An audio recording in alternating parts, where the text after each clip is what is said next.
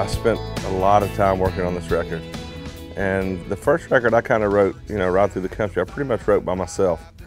This record I wanted to write with some different writers and see what else I could come up with and see where I could grow as a songwriter. And, I was lucky enough to do that. I know a lot of the writers, and a lot of them that have written a lot of big hits, but were kind enough to write with me and kind of like what I do. And so it was a little bit of a different twist for them to write something a little bit different than the way they normally do. The name of the album, Chicken and Biscuits, came from a song I wrote with Red Akins and Ben Hayslip. And shoot, those boys got 5 songs on the charts right now that they cut, that they wrote. So I went in there and I had some chicken and biscuits.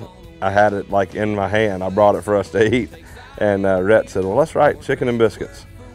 And I was like, all right, I like that, but what does that mean?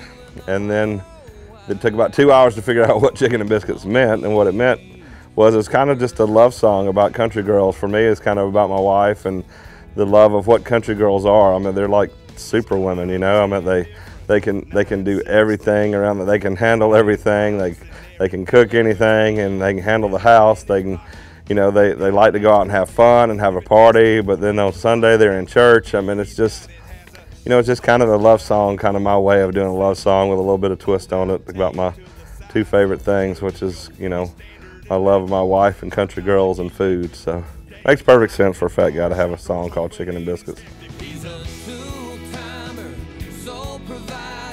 I wanted to give them some stuff that that wasn't quite as polarizing or, frighten them so much. I mean, at the end of the day, really, I'm not doing anything that ain't been done before. If you listen to A Boy Named Sue, or Devil Went Down to Georgia, or even Toby Keith's I Want to Talk About Me, that's exactly what I do.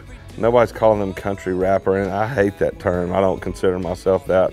I'm not trying to create a new genre or do anything. I'm just making country music the way that I know how, and it's been nice that radio's given me a chance. That's why I consciously made a decision to make some songs that would make them feel a little more comfortable and a little bit more at ease, and hopefully give me a little more chance to be heard. Yeah, I'm no different than anybody else. I want to be heard by as many people as I can.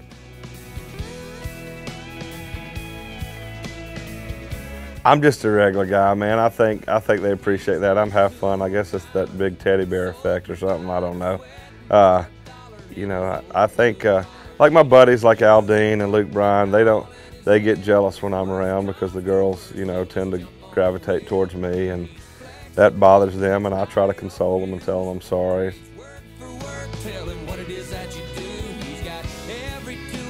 I got just a great group of boys and girls in my band. I wanted to put together the best players I could possibly have. I feel like some artists lose a little bit of what they do from the record to the stage, and what I wanted to do was enhance what I did from the record to the stage. And I got the best possible players I could have, and just the best crew I could have. And we played 210 shows, I think, last year. And we'll probably play that many this year. We all like playing. We all like being up on the road. We realize that we're playing music. We don't take ourselves too seriously. Some people get a little, I don't know, they take themselves too serious for me. I mean, it's like, you're not some brain surgeon or something, man. You're playing music for a living. You're lucky. Put a smile on your face and let people know, let people know how lucky you are. We cut a little over 32, 33 songs, which is very unusual in Nashville, but it's different, and that's pretty much what I do is different. So I'm going to give them second helpings. In August, I'll give you a second helpings of Chicken and Biscuits that come out. So almost 30 new songs for me this year. There's jokes and things going around. I mean, there's some stuff, ain't no telling what you'll see if you get backstage with us. Could be anything. Chicken and biscuits. One of the things I worked really hard to do was to put together the best possible band I could put together, the best players, and then you got players, and then you got to put personalities and all that, because we got to live together. This is my family. They're part of my extended family on the road, and so I worked really hard to do that. My band leader is a guy named Jason Chance, who grew up in this business. His grandfather, Lightning Chance, is in the Country Music Hall of Fame. His dad played for Jimmy Buffett and wrote a song like Finn. So he's played with everybody. He was Gretchen Wilson's band leader.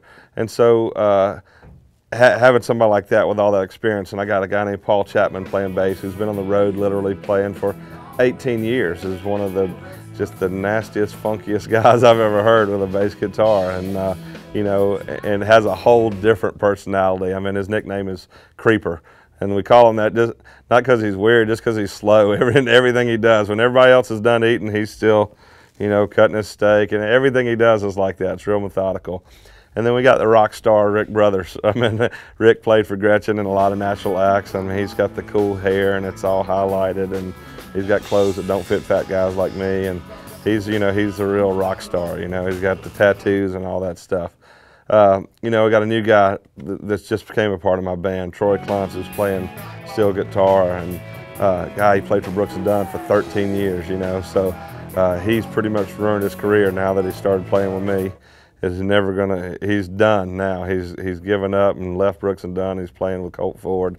He's kind of gone to the bottom of the barrel.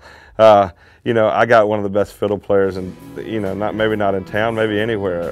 A girl from Kentucky named Suzanne Rohr, who's just fantastic. We call her the fiddle queen.